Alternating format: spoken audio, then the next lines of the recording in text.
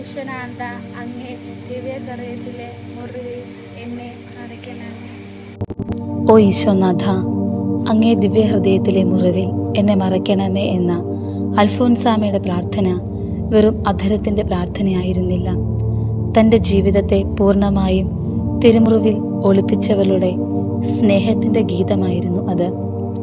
ജീവിതത്തിലെ മുറിപ്പെടുത്തുന്ന അനുഭവങ്ങൾ അവൾക്കൊരു ഭാരമായിരുന്നില്ല, മറിച്ച് ദിവ്യനാഥൻ്റെ തിരുമുറിവുകളുടെ തിരുശേഷിപ്പുകളായിരുന്നു. മുറിയപ്പെട്ടവൻ്റെ മുറിപ്പാടുകളിലേക്ക് അവളുടെ മുറിവുകൾ ചേർത്ത് വെച്ചപ്പോൾ സഹനം എന്നത് സ്നേഹമായി അനുഭവപ്പെട്ടു. ഈ സ്നേഹത്തിൻ്റെ ഗീതകം ജീവിതത്തിൻ്റെ അവസാന ശ്വാസം വരെയും അവൾ ആലപിച്ചു. ഭരണങ്ങാനം എന്ന പുണ്യഭൂമിയിൽ ഇന്നും അലയടിക്കുന്നത് ഈ സ്നേഹഗീതയാണ്. ഭരണങ്ങാനം മഠത്തിൻ്റെ 4 ചുമരുകൾക്കുള്ളിൽ ഒതുങ്ങി നിന്ന സിസ്റ്റർ അൽഫോൻസായെ വിശുദ്ധ അൽഫോൻസായിലേക്ക് ഉയർത്തിയത് തിരുമുറിവുകളിലെ ഈ മറയപ്പെടലാണ്.